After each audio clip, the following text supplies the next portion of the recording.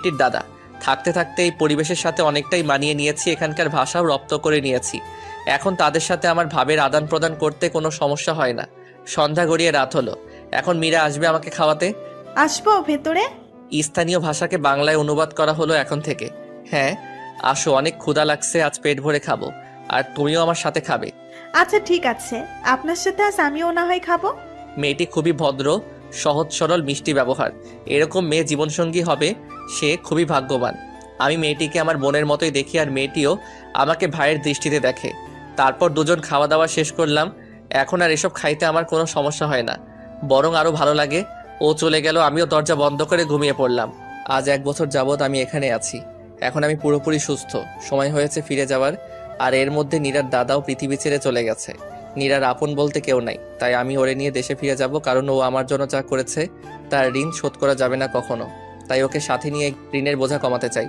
দাদা দেশে যাবা কবে? যাবো রে বোন, আগে কাজ করে টাকা জোগাড় করি। হ্যাঁ, যা শুনলেন তা একদম ঠিক। আমি এখন কাজ করি একটি হোটেলে, যা বেতন পাই তা দিয়ে দুজনের জীবন কেটে যায় কোনো রকমে। আর দেশে যাবার জন্য কিছু করে টাকা জমাই। অতপর আরো 6 মাস অতিবাহিত হবার পর আমরা দেশে যাবার জন্য প্লেনের টিকিট সংগ্রহ করেছি।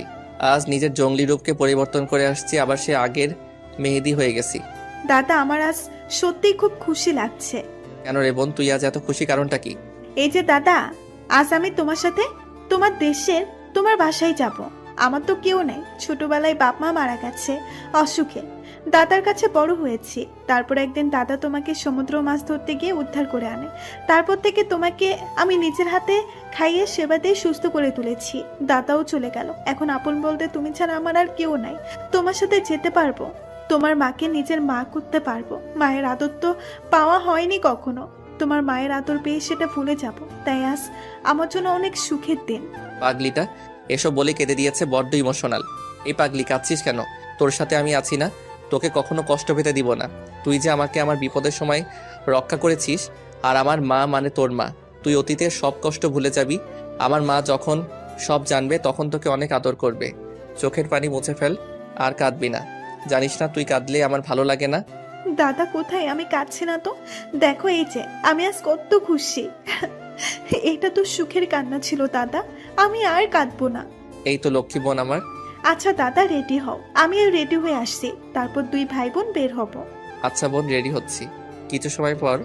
দাদা বের হও, দেখো তোমার বোনকে কেমন লাগছে। তোমার কিনে দেওয়া বাঙালি কাপড় পরেছি আজ। বাহ, তোকে তো আজ অনেক সুন্দর লাগছে, একদম বাঙালি। সুন্দর তো লাগবে, বোনটা যে হিরো ভাইয়ের। দাদা তোমাকে আজ নায়কের মতো লাগছে। তাই নাকি? নায়িকা কি পাবো তাহলে? পাবে না মানে? সিরিয়াল লেগে যাবে। যে মেয়ে আমার ভাইকে পছন্দ না করবে তার চোখ নষ্ট। পছন্দ যদি করতো বোন, তাহলে কি আমার সাথে এমন দুর্ঘটনা ঘটতো?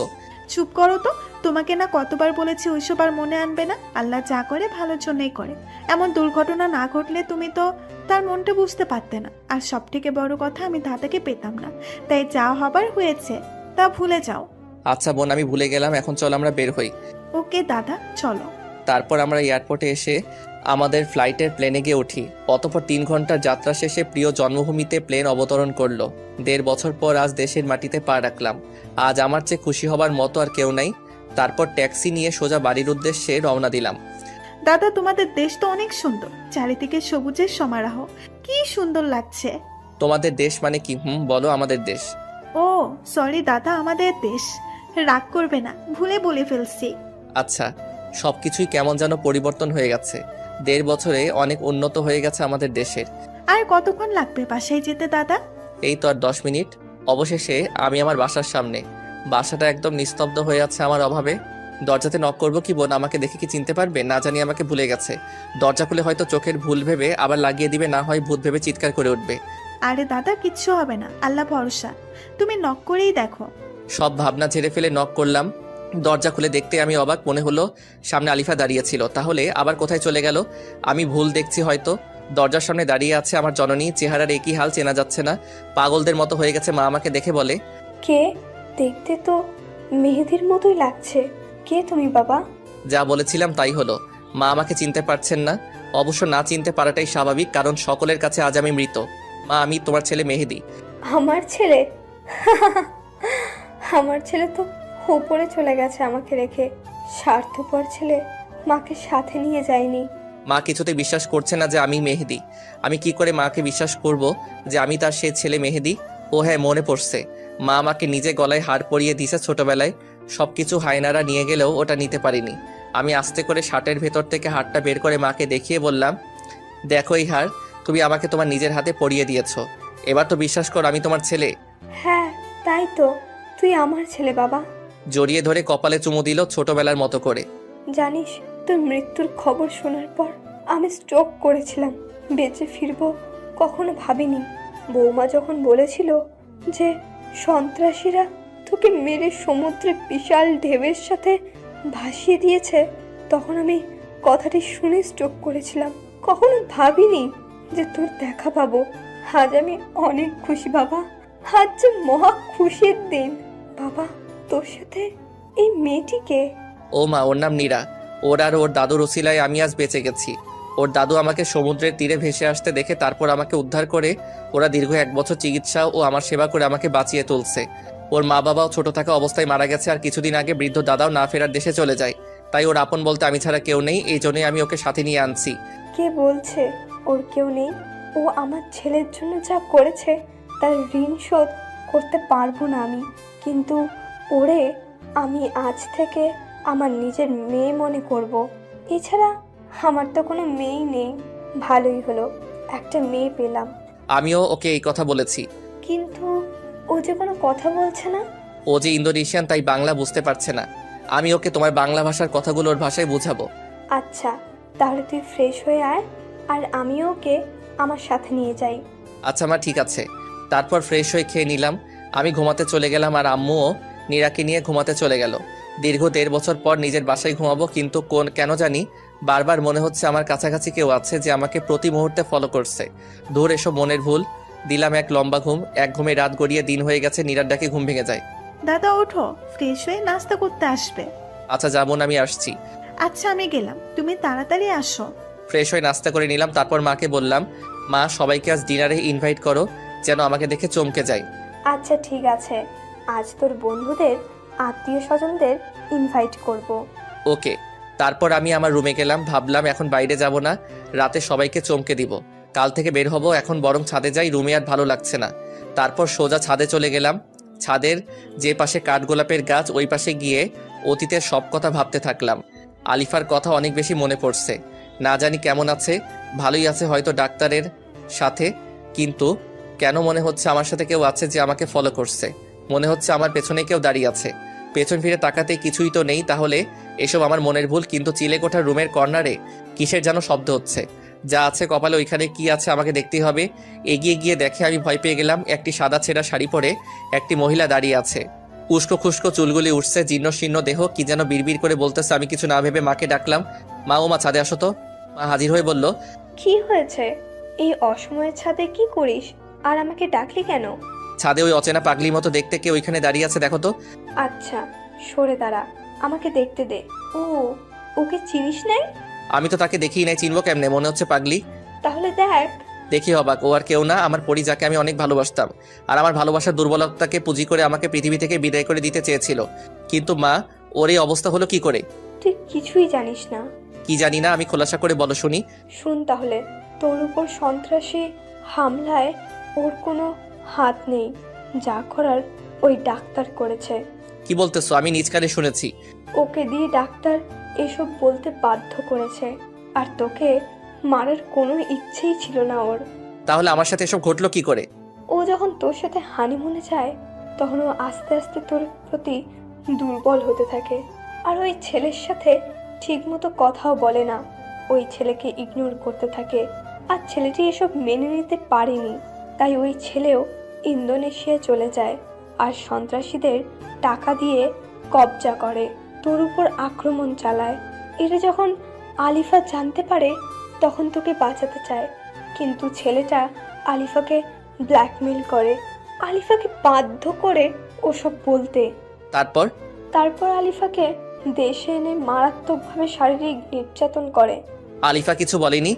আলিফা অনেক বলছে, ভিক্ষে চেয়েছে ছেলেটার ভালোবাসা, কিন্তু ছেলেটা বলে ও নাকি আলিফাকে ভালোই বাসেনি, শুধুমাত্র ব্যবহার করার জন্য এসব করেছে।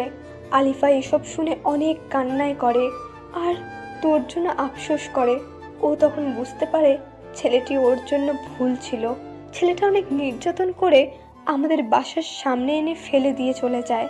তারপর আমি বাইরে বের হলে ওকে উদ্ধার করি আর ওর মুখে সব ঘটনা শুনি। ও তোর সাথে খারাপ ব্যবহার করার জন্য নিজেকে দোষী ভাবতে শুরু করে আর পাগলামি শুরু করে দেয়। সুইসাইডও করতে গিয়েছিল, আমি বাধা দিয়েছি। এরপর তোর শোকেই মেয়েটি আস্তে আস্তে পাগল হয়ে যায়। ঠিকমতো খায় না, ঘুমায় না, শুধু তোর কথা বিড়বিড় করে বলে একা একা। নিজের অজান্তেই আমার চোখের পানি বের হয়ে আসলো।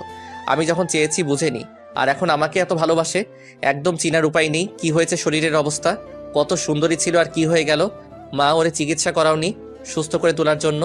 অনেক চিৎকার করেছি, কোনো লাভ হয়নি। ডাক্তার বলেছে ও কোনো দিন সুস্থ হতে পারবে না। তবে কি মা, কোনো সুযোগ আছে নিশ্চয়ই? আমি ওকে সুস্থ করে তুলবই। ওকে সুস্থ করার উপায়টি হলো ভালোবাসা। মানে? হ্যাঁ, একমাত্র ভালোবাসার দ্বারা ওকে সুস্থ করা সম্ভব। ভালোবাসা পারে না এমন কিছুই নেই। ভালোবাসা পেলে বনের হিংস্র পশুও পোষ মানে। তাই একমাত্র ভালোবাসা দিয়েই ওকে আবার আগের অবস্থায় ফিরিয়ে আনা সম্ভব। সত্যি? তাহলে তো আমিই পারবো ওরে সুস্থ করে তুলতে, কারণ আমি ওরে অনেক বেশি ভালোবাসি। আমার প্রতিটি হৃদস্পন্দনের সাথে ও মিশে গেছে। হ্যাঁ, আমারও বিশ্বাস তুই পারবি। দোয়া করো মা, আমি যেন আমার ভালোবাসা দিয়ে ওরে আবার আগের স্বাভাবিক জীবনে ফিরিয়ে আনতে পারি। দোয়া করি বাবা, তুই সফল হো। কিন্তু আরেকটি কাজ যে আমাকে করতেই হবে মা। কি কাজ সেটা? আমার ভালোবাসার এই অবস্থার জন্য যে দায়ী, তাকে তো আমি ছেড়ে দিব না মা। হ্যাঁ বাবা, ওই জঘন্য মানুষটিকে বুঝাতে হবে যে কারো ভালোবাসাকে পুঁজি করে জীবন ধ্বংস করে দেওয়ার কষ্ট কতটা যন্ত্রণাদায়ক হয়। মা, তুমি শুধু দোয়া করো, আমি ওর প্রতিশোধ নিবই। এখন ওরে নিয়ে চলো রুমে। আচ্ছা, আমি আর নীরা নিয়ে আসছি। তারপর রুমে আসি, মা আর নীরা ওরে নিয়ে আসে। ওর কি অবস্থা! ওকে গোসল করিয়ে পরিপাটি করে রাখতে হবে। এতদিন একা ছিলাম তাই পারতাম না, এখন তোরা আসছিস, এখন পারবো। না মা, কাজটা আমি একা নিজে করতে চাই। আমার ভালোবাসা দিয়ে ওরে সুস্থ করতে হবে, তাই আজ থেকে ওর যাবতীয় কেয়ার আমি করব। তাহলে তো আরো ভালো, কিন্তু তুই কি পারবি একটা মেয়ের যাবতীয় কেয়ার করতে? ভালোবাসার জোর থাকলে সব পারা যায়। আমি ওরে ভালোবাসি, ওর স্বামী আমি, তাই আমাকে যে পারতেই হবে। আচ্ছা বাবা, যা তুই ওকে নিয়ে। ওরে সাথে নিয়ে আসলাম রুমে। আমার সামনে বসিয়ে রেখে দৃষ্টি না ফেলে ওরে দেখেই গেলাম। ভালোবাসার মানুষকে কাছ থেকে দেখাটা অনেক বেশি আনন্দের। পাগলিটার কিছু মনে পড়ছে না, শুধু খিলখিল করে হাসছে, ড্যাব ড্যাব করে তাকিয়ে আছে। ওর চোখে মুখে অনেক আকুতি জমে আছে। অনেক কিছু বলতে চাইছে হয়তো, কিন্তু মানসিক ভারসাম্য না থাকায় পারছে না। ওরে বললাম, এই পরি চলো তোমাকে গোসল করিয়ে আনি। আমি গোসল করব না, আমি তো পড়ি তাই গোসল করব না। তুই কর গোসল আর যা সর। আমার কাছে আসবি না, আমাকে ধরবি না। ওরা না আমাকে অনেক অত্যাচার করেছে, অনেক ব্যথা। আমি গোসল করব না, তুই গোসল কর, তুই পাগল। ওর কথা শুনে নিজের অজান্তেই দু চোখের কোণ বেয়ে অঝরে জল ঝরতে থাকে। এত সুন্দরী পরিষ্কার পরিপাটি থাকা আমার পরীর আজ এই নির্মম অবস্থার জন্য দায়ী ওই ডাক্তার। আমি ছাড়বো, খোদার কসম। আমি ওকে বুঝিয়ে দিব মানুষের জীবন নিয়ে খেলা করা কতটা ভয়ঙ্কর হতে পারে। এই তুই কি জানোস, আমার না জুনিয়র পিচ্চি স্বামী ছিল, ওরা আমি শেষ হতে দেখেছি। তোর স্বামী তোরই সামনে বসে আর তুই আজ চিনছিস না? যাই হোক, ওরে জোর করে গোসল করাতে নিয়ে গেলাম, যদিও ও যেতে চায়নি। সুন্দর কেশগুলিও কেমন মৃতপ্রায় হয়ে গেছে যত্নের অভাবে। তারপর নিজ হাতে ওর ওই চুলে শ্যাম্পু করে দিলাম। চুলগুলো যেন আবার আগের হারানো সতেজতা ফিরে পেল। ভালো করে ওরে গোসল করিয়ে দিয়ে নিজ হাতে সেই প্রথম যেদিন নীল শাড়িতে দেখেছিলাম আর প্রেমে ডুবে গেছিলাম সেই শাড়িটাই পরিয়ে দিলাম। পাগলিটা একদম স্থির হয়ে দাঁড়িয়েছিল। ওর চোখের ভাষা বলছিল আমাকে আমি যেন নিজ হাতে ওকে শাড়ি পরিয়ে দেই। ভালোবাসার মানুষের কেয়ার করা ও যে অনেক বড় পাওয়া। আমার খুব ইচ্ছে ছিল ওর চুলে আমি শ্যাম্পু করে দিব, ওরে শাড়ি পরিয়ে দিব, কপালে টিপ পরিয়ে দিব। প্রতিটি ইচ্ছে এখন পূর্ণতা লাভ করেছে, কিন্তু এই পূর্ণতা ও উপভোগ করতে পারছে না। হাত ভরে মেহেদি এঁকে দিলাম। আজ আমি আমার ভালোবাসাতে ওকে রাঙিয়ে নিলাম। অপরূপ সুন্দর লাগছে ওরে। ওর চুলের ঘ্রাণে আমি আজ মাতাল হয়ে যাচ্ছি। তারপর ওকে বিছানায় বসিয়ে দিয়ে আমি নিজেও ফ্রেশ হয়ে ওর শাড়ির সাথে ম্যাচিং করে নীল পাঞ্জাবি পরে আম্মুর রুমে নিয়ে যাই। মাশাল্লাহ, বৌমাকে আজ সে প্রথম দিনের মতো লাগছে। কতদিন পর এইভাবে দেখছি। তুই পারবি বাবা, তোর ভালোবাসা দিয়েই সব কিছু জয় করতে পারবি। চল, এখন লাঞ্চ করবি। নিজ হাতে তুলে ওরে খাইয়ে দিলাম। ও কেন যেন কোনো রকম বাধা দিচ্ছে না। ও হয়তো এই ভালোবাসা পেতে চেয়েছে। ওরে খাইয়ে আমিও খেয়ে আবার দুজন রুমে চলে আসি। এই, তুই কি আমাকে বিয়ে করবি? তোরে আমার পছন্দ হয়েছে, তুই খুব ভালো। বিয়ে তো অনেক আগে করছি, তবে হ্যাঁ, ও সুস্থ হলে আবার বিয়ে করে নিব। তারপর ওরে বললাম, হ্যাঁ আমি তো তোমাকে বিয়ে করবই। তুই আমার জামাই হবি? আমার শরম করতেছি, তুই সর। পাগলিটা লজ্জা পেয়েছে। লজ্জা পেয়ে একদম লাল টুকটুকে হয়ে গেছে। লজ্জা পেলে যে ওরে আরো বেশি কিউট লাগে আজ বুঝতে পারলাম। দেখতে দেখতে বিকাল গড়িয়ে এলো। বিকালবেলায় ছাদে যেতে ওর ভালো লাগে, তাই আমি ওরে নিয়ে ছাদে যাই। এখানে কেন আসলি আমাকে নিয়ে? এখানে আমার এই বেলায় আসতে ভালো লাগে, কিন্তু আমার সাথে না কেউ আসতোই না। তুই আসলি আমাকে নিয়ে, আমার সাথে কি প্রেম করবি তুই? আজ থেকে প্রতিদিন এই সময় তোমাকে আমি ছাদে নিয়ে আসব। আর তোমার সাথে আমি প্রেম করব সুন্দরী। আচ্ছা, তাহলে তুই এখন এখান থেকে লাফ দে। আরে পাগলি, তাহলে যে আমি মরে যাব, তোমার সাথে প্রেম করব কেমনে? ও, মরে যাবি লাফ দিলে? থাক তাইলে, তুই আমার সাথে আমার হাত ধরে বসে থাক। তারপর ওর হাত ধরে বসে থেকে বিকাল শেষে সন্ধ্যায় সূর্যাস্ত দেখে আবার রুমে চলে এলাম। রুমে এসে ওরে নাস্তা করিয়ে বললাম, এখন তুমি একটু ঘুমাও। কেন, তুই কি এখন চলে যাবি আমাকে রেখে? আমাকে রেখে যাস নেই, আমার সাথে থাক। তোর সাথে থাকলে আমার ভালো লাগে। আরে আমি যাব না, তোমাকে ছেড়ে আমি কোথাও যাব না। তুমি ঘুমাও, আমি একটু বেলকনিতে গিয়ে বন্ধুদের সাথে কথা বলবো। অনেকদিন হলো ওদের সাথে কথা বলিনি। আমি ঘুমাবো কেমনে? আমার ঘুম আসে না। তুই ঘুম পাড়িয়ে দিবি আমায়? বল, দিবি না? আমার পরীর কথা কি আমি ফেলতে পারি? তারপর ওরে ঘুম পাড়িয়ে কপালে একটা কিস দিয়ে বেলকনিতে যাব। যখন ঠিক তখনই দেখি পাগলিটা আমার পাঞ্জাবির এক প্রান্ত ধরে ঘুমিয়ে আছে। এখন তো ছাড়াতে গেলেই ঘুম ভেঙে যাবে। বন্ধুদের সাথে কথা আজ বাসায় আসলে বলবো নি, এখন বরং আমি ওর মাথার পাশে বসে থাকি। ঘুমন্ত চেহারা যে কতটা নিষ্পাপ আর সৌন্দর্যে মোড়ানো, সেটা পরীকে এভাবে কাছ থেকে না দেখলে বুঝতেই পারতাম না। ওর কাজল কালো হরিণী চোখ, দীঘল কালো ঘন কেশ, ঠোঁটের নিচের তিল আর পরনে নীল শাড়ি আমাকে প্রতি মুহূর্তে নতুন করে ওর প্রেমে ডুবিয়ে দিচ্ছে। আমি যে সৌন্দর্যে মাতাল হয়ে যাচ্ছি। কিছু না ভেবে ওর কোমল হাতটি আমার হাতে রেখে দিয়ে কপালে একটি ভালোবাসার প্রতীক এঁকে দিলাম। আর তখনই ওর ঘুমটা ভেঙে যায় আর আমাকে টান দিয়ে বুকে জড়িয়ে নেয়। ছাড়বো না এখন, দেখি কেমনে যাস তুই। আমার কপালে কি করলি বলে দেবো, তুই পচা। এই ছাড়ো, আর সবাইকে বলবা কেন? আমি তো তোমাকে ভালোবাসি, তাই কিস করেছি। তুই পচা। আমি ঘুমিয়ে গেলে সুযোগ পেয়ে এসব করছিস। আমাকে না বলে আমি তোর আম্মুকে বলে দেবো। এই না পাগলি, নিজেদের মধ্যে ঘনিষ্ঠ মুহূর্তের কথা কাউকে বলতে নাই। কেন বলতে নাই? বললে কি তোকে তোর আম্মু মারবে? মনে মনে এই পাগলির সাথে মোটেও পাগলামি করা যাবে না, করলেই বিপদ। তার থেকে বরং ওর কথাতেই সাড়া দেই। হ্যাঁ, আম্মুকে বললে আমাকে অনেক মারবে। আর আমাকে আম্মু তোমার সাথে প্রেম করতে দিবে না, তোমার সাথে থাকতেও দিবে না। ঠিক, তাহলে বলবো না। এই তো ভালো মেয়ের মতো কথা। আমি ভালো আর তুই পচা। আচ্ছা আমি পচা, তুমি অনেক অনেক ভালো, খুশি হও এবার। আমি অনেক বেশি খুশি। তুই আমাকে একটা জিনিস দিবি? হ্যাঁ অবশ্যই দিব, বলো কি চাও। আমার একটা পুতুল কিনে দিবি? ওই পুতুল দিয়ে আমি খেলবো। হায় রে পাগলি, পুতুল নিয়ে খেলবে কয়েক বছর পর ওর বাচ্চা, আর এখনো বলো ও নিজেই খেলবে। কি আর করা, সুস্থ হবার আগ পর্যন্ত পাগলামি সহ্য করতেই হবে। আচ্ছা কাল তোমাকে পুতুল কিনে দিব। তুই পচা না, খুব ভালো। তুমিও পাগলি। এদিকে আবার সবার আসার সময় হয়ে গেছে, আর মাকে বলছি আমার কথা গোপন রেখে আসতে বলতে, যাতে ওরা দেখে চমকে যায়। দাদা সবাই চলে আসছে, তুমি ভাবিকে নিয়ে নিচে চলে আসো। আচ্ছা তুই যা, আর কাউকে আমার কথা বলবি না, আমি তোর ভাবিকে নিয়ে আসছি। কোথায় যাবি আমাকে নিয়ে? নিচে ডাইনিং রুমে যাব। আচ্ছা, আমার হাত ধরে নিয়ে যাবি? বউয়ের হাত ধরে যেভাবে নিয়ে যায় ওইভাবে? ওইভাবেই নিব। ওদিকে আত্মীয় স্বজন, বন্ধু বান্ধব সবার সাথে কথা বলছে। আর হ্যাঁ, আজকে আমার জন্মদিন ছিল, তাই সবাইকে আজ বাসায় ইনভাইট করা হয়েছে। তোমরা সবাই কেমন আছো? হ্যাঁ ভালো আছি, আপনি কেমন আছেন? হ্যাঁ, আমিও ভালো। সবাই তো জানো আজ মেহেদির জন্মদিন। হ্যাঁ জানি, আজ যদি ও আমাদের মাঝে থাকতো তাহলে অনেক ভালো লাগতো। সবাই মিলে একসাথে কত আনন্দ করতাম। তা ঠিক। আর হ্যাঁ, তোমরা সবাই চোখ বন্ধ করো কিছুক্ষণের জন্য, একটা সারপ্রাইজ আছে। আচ্ছা বন্ধ করলাম আমরা চোখ। আলিফাকে নিয়ে ওদের সামনে চুপচাপ বসলাম। এইবার সবাই চোখ খুলতে পারো। সবাই চোখ খুলে অবাক হতভম্ব হয়ে গেছে, তাকিয়ে আছে অদ্ভুত দৃষ্টিতে। মেহেদি, তুই কিভাবে এখানে বেঁচে আছিস তুই? আর আমরা সবাই ভেবেছি আমাদেরকে চলে গেছি। না রে বন্ধু, তোদের সবাইকে রেখে কি করে যাব? আল্লাহ নিজেই হয়তো এটা চাইনি, তাই বাঁচিয়ে রাখছে। তোরে অনেক অনেক মিস করছি রে বন্ধু। এখন আর মিস করতে হবে না, আমি এসে গেছি। সবাই আবেগপ্রবণ হয়ে গেছে। সবার সাথে অনেক দিন বুকে বুক মিলিয়ে কোলাকুলি করে বার্থডে উদযাপন করলাম।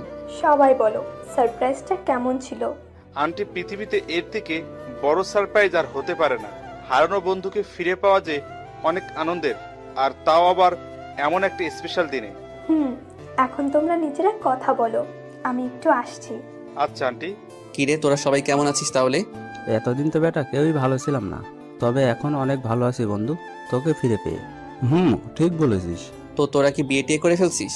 না চাস্তো, বিয়ে করিনি, তবে এখন তুই আসছিস তাই বিয়ে করা হবে।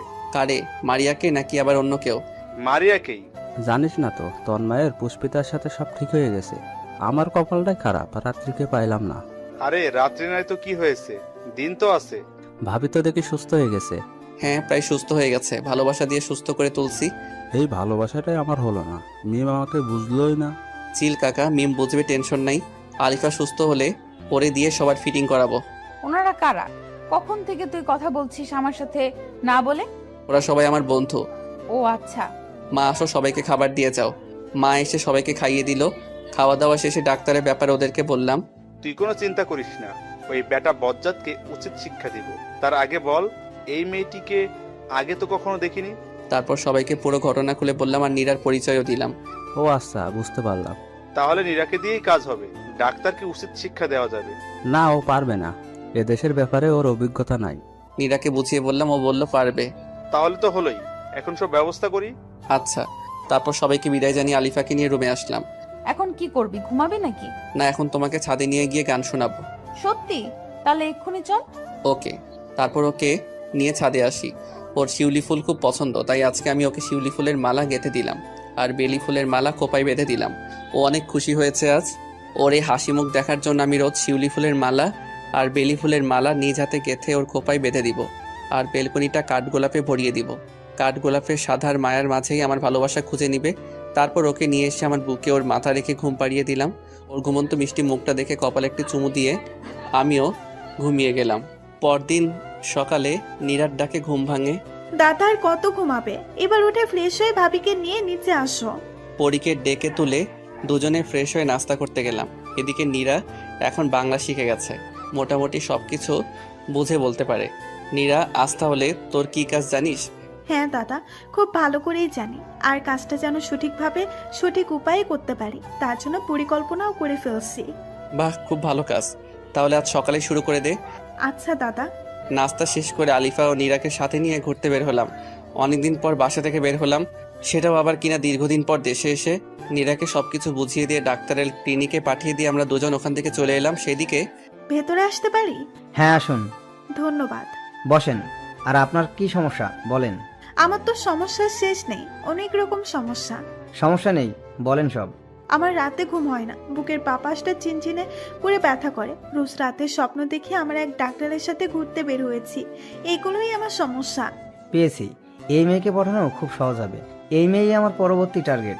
একে দিয়েই নিজের একাত্মিত্ব দূর করে পরে ছুঁড়ে ফেলে দিব। আচ্ছা, আপনি টেনশন করবেন না, এই ঔষধগুলি নিয়মিত খাবেন।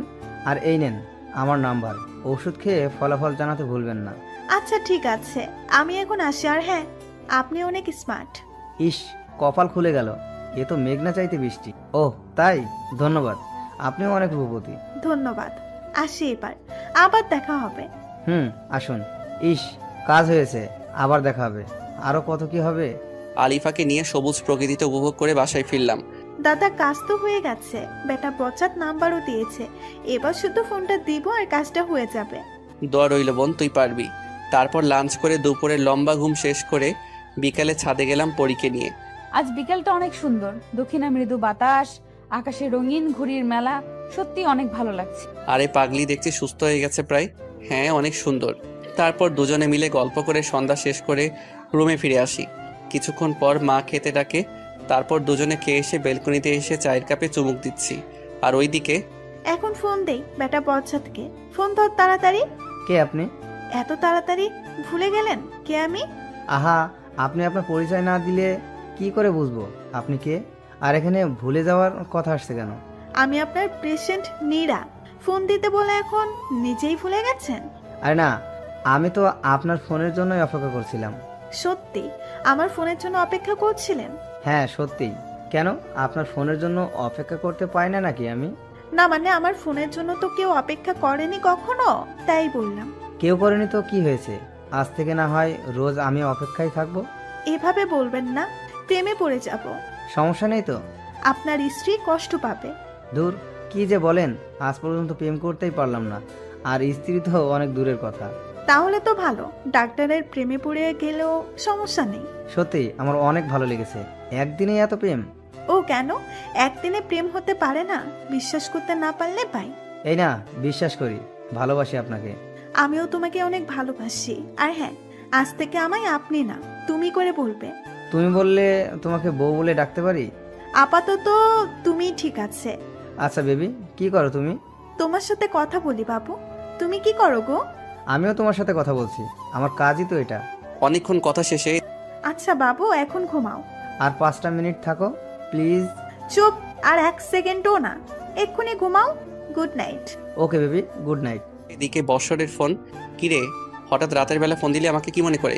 না মানে তোর সাথে কিছু কথা বলার ছিল। কি কথা বল? শোনার পর রাগ করতে পারবি না। আরে না, তুই আমার বন্ধু, তোর কথাতে আমি রাগ করবো না। তাহলে শোন, নীরাকে আমার প্রথম দেখাতে ভালো লাগছে, প্রেমে পড়ে গেছি, ওকে আমি বিয়ে করতে চাই, তোর যদি কোনো আপত্তি না থাকে। আরে এটা তো খুশির কথা, তুই নীরাকে ভালোবেসে ফেলছিস। তাই তো বলি, সেদিন রাতে নীরাকে দিয়ে ডাক্তারকে সায়স্তা করানোতে তুই না করেছিলি। আমার কোনো আপত্তি নেই। তুই তোর পরিবারকে আমার আম্মুর সাথে কথা বলতে বল, বিয়ের দিন তারিখ তারাই ঠিক করবে। আচ্ছা বন্ধু, ধন্যবাদ তোকে। আর হ্যাঁ, তোর বোনকে বিয়ে করবো বলে তোকে ভাইজান বলে ডাকতে পারবো না। আরে সমস্যা নেই, আমরা আগে থেকে বন্ধু, তাই ভাইজান বলার দরকার নেই, তুইটাই বেস্ট। আচ্ছা বন্ধু, তাহলে এখন রাখি। আর নীরাকে বলে দিস ডাক্তারের থেকে যেন নিজেকে নিরাপদে রাখে। ওকে বলবো এখন ঘুমা, গুড নাইট। তারপর আমার পাগলি বউকে বললাম বিয়ের কথা। বাহ, বিয়ে মানে কত মজা, তাই না? তাহলে আমরাও বিয়ে করে ফেলবো। হ্যাঁ আচ্ছা ঠিক আছে, এখন তুমি আমার বুকে মাথা রেখে ঘুমিয়ে যাও। আচ্ছা, তুইও ঘুমা আমার সাথে। ওকে, গুড নাইট। তারপর ঘুমের শেষে সকালে উঠে ফ্রেশ হয়ে নাস্তার টেবিলে বসে ডাক্তারকে সাহায্য করার ফাইনাল পরিকল্পনা করে নীরাকে শিখিয়ে দিয়ে একসাথে বের হলাম। প্রতিমধ্যে ডাক্তারের ফোন। বেবি, তুমি কোথায়? বাবু, আমি তোমার দেওয়ার ঠিকানায় আসছি। ওকে, তাড়াতাড়ি আসো বেবি। এদিকে সজীবকে পুলিশ নিয়ে সময় মতো যে রেস্টুরেন্টে দেখা করতে চেয়েছে ডাক্তার আর অনৈতিক কাজ করার জন্য প্রস্তাব দিছে, সেখানে হাজির হতে বলি। নীরাকে ভিতরে পাঠিয়ে দিয়ে আমিও আলিফা পাশে অবস্থান করি। বেবি আসছো? বাবু, আসলাম। তাহলে চলো শুরু করা যাক। নীরা কথাটি শুনে ঠাস করে ডাক্তারকে থাপ্পড় লাগিয়ে দেয়। তুই কি ভাবছিস আমাকে লম্পট চরিত্রহীন? তোকে আজ মেরেই ফেলবো। কি বলছো বেবি এসব? আসো শুরু করি। আমি সামনে গিয়ে বললাম, কি শুরু করবি রে বাইনচোদ? তুই কিভাবে বেঁচে আছিস? তোর তো বাঁচার কথা না? তোকে শায়েস্তা দেওয়ার জন্য আল্লাহ আমাকে বাঁচিয়ে রাখছে। কথাটি শোনার পর ডাক্তার পকেট থেকে একটি ছুরি বের করে নীরার গলাতে ধরে বলে, একদম কোনো সমস্যার সৃষ্টি করতে পারবি না, নয়তো এই মেয়েকে শেষ করে দিব। সাথে সাথে পুলিশ ওকে চারপাশ থেকে ধরে ফেলে হাতে হাত করা লাগিয়ে দেয়। কারণ আমরা আগে থেকে পুলিশ আর রেস্টুরেন্টের লোকজন নিয়ে আড়ালে লুকিয়ে এসব লক্ষ্য করছিলাম। বিষয়টা আলিফা বুঝতে পেরে কেমন যেন সবকিছু আগের মতো ঠিক করে নিয়ে বলে, ওই কুত্তার বাচ্চাকে মেরে ফেলবো আমি। ওর জন্য আমার জীবন থেকে সুন্দর মুহূর্তগুলো হারিয়ে গেছে। ও আমার ক্ষতি করেছে, ওকে আমি আজ খুন করে ফেলবো। এ কি, আলিফা দেখি পুরো সুস্থ হয়ে গেছে। না আপু, আপনার কিচ্ছু করতে হবে না, ওর উপযুক্ত শাস্তিও পেয়ে যাবে, আইনের হাত থেকে রক্ষা পাবে না। আমরা ওকে নিয়ে গেলাম। ওরে তুমি সুস্থ হয়ে গেছো? হ্যাঁ, আমি এখন সুস্থ। তুমি আমাকে ক্ষমা করে দাও মেহেদি। আমি তোমার ভালোবাসা বুঝতে পারিনি। তোমাকে অনেক বেশি কষ্ট দিয়েছি, অনেক অপমান করেছি, এর কোনো ক্ষমা হয় না। তবুও আমি আজ তোমার কাছে ক্ষমা চাইছি। তোর পাগলি, তুমি হলে আমার বউ, তাই আমি সব ভুলে গিয়েছি, কিছু মনে রাখিনি। না গো, তবু আমি অপরাধী। তুমি বলো আমাকে ক্ষমা করে দিয়েছো? আচ্ছা পাগলি, আচ্ছা, আমি তোমাকে ক্ষমা করে দিয়েছি। ধন্যবাদ। আর আজ আমি তোমাকে একটা কথা বলতে চাই, যে কথাটি 1.5 বছর আগে বাড়িতে পিঙ্ক বিচে বলার জন্য আমি একটু আলাদা হয়েছিলাম। কখনো ভাবিনি যে তার জন্য এভাবে 1.5 বছরের জন্য আলাদা হয়ে যাব। ওইসব অতীতের কথা বাদ দিয়ে কি বলতে চাও বলে ফেলো, আমার আর কৌতূহলে শেষ হচ্ছে না। আমি তোমাকে ভালোবাসি। থাকবে তো শেষ নিঃশ্বাস পর্যন্ত আমার সাথে? বিপদে আপদে সবসময় পাশে থাকবে? আমিও তোমাকে অনেক অনেক বেশি ভালোবাসি পড়ি। আর হ্যাঁ, আমি তোমার হাসি মুখের জন্য সব করতে পারবো। তাহলে করছো না কেন? কি করছি না? গাধা, জড়িয়ে ধরো আমাকে। বলার সাথে সাথে শক্ত করে ওকে জড়িয়ে ধরলাম। প্রায় 2 বছর বিবাহিত জীবনেই প্রথম ওকে জড়িয়ে ধরেছি। ভালোবাসার মানুষের প্রথম স্পর্শ যা কখনো ভোলা যায় না, এটা এক অন্যরকম ভালো লাগা। ওর মাথা একদম আমার বুকে মিশে গেছে। আমার হৃদস্পন্দন গুলি খুব কাছ থেকে অনুভব করেছি পড়ি। কপালে একটি কিসও করে দিলাম, কিন্তু পাগলিটা করতে পারছে না, কেননা ও আমার পিচ্ছি বউ। ওই কুত্তা, নিচু হবি নাকি হাঁটুতে মারতে হবে জায়গা মতো? তাহলে তখন এমনিতেই নিচু হয়ে যাবে। এই কি বলো, হাঁটু মারলে তোমারই লোকসান। যাই হোক, আমি মাথা নিচু করছি, তারপর আর কি, ও আমার কপালে একটা দিয়ে দিল। আচ্ছা, এই মেয়েটিকে? তারপর ওকে সব বললাম বুঝিয়ে। তাহলে তো ভালোই, ননদও পেয়ে গেলাম। হ্যাঁ, আর আমিও তোমার মতো একটা সুন্দরী ভাবি পেলাম। আচ্ছা হয়েছে, এখানে আর সময় নষ্ট না করে শপিং এ যাওয়া যাক, বিয়ের প্রস্তুতি নিতে হবে যে। হ্যাঁ চলো। ওমা, ননদ দেখি লজ্জায় লাল হয়ে গেছে। লজ্জা নারীর ভূষণ। হ্যাঁ জানি গো ননদিনী। চুপ করো, এখন শপিং মলে চলে আসছি। তারপর বিয়ের যাবতীয় কেনাকাটা করলাম। এই পাঞ্জাবিটা পরে দেখো তো। ওর পছন্দ মতো আমি একটি পাঞ্জাবি নিয়ে নিলাম, আর আমার পছন্দ মতো শাড়ি নিল। কেনাকাটা শেষ করে সোজা বাসায় চলে আসলাম, ফ্রেশ হয়ে খেয়ে রুমে আসলাম। এই শোনো, কাল তো নীরার বিয়ে, সবাইকে দাওয়াত দিয়েছো ঠিক মতো? সবাইকে দাওয়াত দেওয়া হয়ে গেছে গো গিন্নি, আপনার ভাবতে হবে না। Good boy. গুড বয় নাকি গুড স্বামী? সরি গো, আমার ভালো স্বামী। হয়েছে, এখন ঘুমাও, কাল তাড়াতাড়ি উঠতে হবে, অনেক কাজ আছে বিয়ের। আচ্ছা, আমাকে বুকে নিয়ে ঘুম পাড়িয়ে দাও। ওকে। তারপর ঘুম পাড়িয়ে দিয়ে আমিও ঘুম। সকালে আমি সবাইকে নিয়ে কাজে লেগে পড়েছি, আর মনে মনে ভাবছি ইচ্ছা ছিল বন্ধুর বিয়ে তোর সাথে কোণের বাড়িতে যাব, কত মজা করব, কিন্তু তার হলো কোথায়। নিজের বোনের সাথে বিয়ে দিচ্ছি বন্ধুর। সজীবের ফোন। কিরে, সবকিছু কমপ্লিট? কমপ্লিট। খুব আনন্দ তাই না? তোরা ওর সাথে আসতেছিস আর আমি বরযাত্রী হতে পারলাম না। আচ্ছা, বরযাত্রী হবার যখন এতই শখ, তখন তুই বিয়ে বাড়ির গেটের একটু সামনে এসে আমাদের সাথে বরযাত্রী হয়ে গেট দিয়ে প্রবেশ করিস। আচ্ছা, এটা ভালো বুদ্ধি। তারপর কথা মতো ওদের সাথে বরযাত্রী হয়ে আমিও আসলাম। সবাই তো পুরাই অবাক। বিআই সাহেব দেখি লজ্জায় লাল হয়ে গেছে। আমাকে উদ্দেশ্য করে মস্করা করে বলে, আমিও কম না বলে ফেললাম, অগ বিআইন, আপনিও লাল হয়ে গেছেন। সবাই আমাদের কাহিনী দেখে পাগলের মতো হাসছে। তারপর বিয়ের কাজ সম্পন্ন করে ওদের দোয়া করে ছেড়ে দিয়ে আসলাম। মনটা খারাপ লাগছে নীরাকে ছাড়া। আমারও অনেক খারাপ লাগছে, কিন্তু এটাই নিয়ম, ঘুমিয়ে পড়ো। তারপর ঘুম শেষ করে পরদিন বৌভাতে গিয়ে ওদের নিয়ে আসলাম। আজ বিয়ের 4 দিন অতিবাহিত হয়েছে। নীরা, বসর সহ সবাই আজ বাসায়, অন্যান্য আত্মীয় স্বজনও আছে। ভাবছি হঠাৎ করে আজ সবাই একসাথে, কাহিনী কি? আলিফাকে ডাকলাম। আরে কোনো কাহিনী না, সবাই মিলে আজ একসাথে ডিনার করব তো তাই। আমার কথা শুনে বলল, ও আচ্ছা চলো তাহলে সবাই মিলে ডিনার করে নিই। তারপর ডিনার শেষে সবাই চলে গেল, আর আলিফাকে কি যেন বলে গেল। আমি এখনো রুমেই যাইনি, যাক পরে যাব, এখন একটু ছাদে যাই। আলিফাকে ডাকলাম, আসলো না, অথচ অন্যান্য দিন ও নিজে থেকে আমার সাথে ছাদে আসে। যাই হোক, একাই ছাদিকে রাত 11টার দিকে রুমে ফিরে আসলাম, আর এসে অবাক, ক্যান্ডেল লাইট দিয়ে সাজানো রুম, বিছানা বাসরাতের মতো করে সাজানো, মাঝে বড় করে লেখা ভালোবাসি। কিন্তু কে করলো এখন এসব? আম্মুকে ডাক দিলাম, আম্মু ডাকে সাড়া দিল না। হুট করে পেছন থেকে ধাক্কা দিয়ে আমাকে দেয়ালের সাথে মিশিয়ে দিল কে যেন, স্পষ্ট বুঝতে পারছি না কে। আস্তে আস্তে কারো আমার দিকে এগিয়ে আসার শব্দ পেলাম। এসব কি হতে যাচ্ছে আমার সাথে? পুরো বাড়ি চুপচাপ, মাও নাই, পরীকেও দেখছি না। একটি অবয়ব একদম সামনে এসে দাঁড়ালো, তার ঘরর নিঃশ্বাস আমার মুখে পড়ছে। আমি সাহস করে বললাম, কে আপনি? সাথে সাথে জড়িয়ে ধরে কিস করে বলল, আমি তোমার বউ আলিফা। তার মানে এত সব কিছু তোমার কাজ, আর এই জন্য সবাইকে ইনভাইট করছিলা? আমাদের তো বাসর হয় নাই, তাই আজ সবকিছু করছি। আজ আমাদের বাসর হবে। আচ্ছা দুষ্টু বউ। সাথে সাথে ওকে জড়িয়ে ধরে কিস করতে লাগলাম। ওর ভারী নিঃশ্বাস আমার মুখে পড়ছে, আর আমার ভারী নিঃশ্বাস ওর মুখে পড়ছে। আজ তোমাকে আমি আমার ভালোবাসাই রাঙাতে চাই। সাথে সাথে ওকে কোলে নিয়ে সোজা বিছানায় শুইয়ে দিলাম। এতদিনের সকল জমানো ভালোবাসা আজ একসাথে পেতে চাই আমি। সব পাবে, আজ শুধু তুমি আর আমি। এ কথা বলে ওর কপালে কিস দিলাম, তারপর আর বলা যাবে না, দুজন দুজনের ভালোবাসায় ডুবে গেলাম।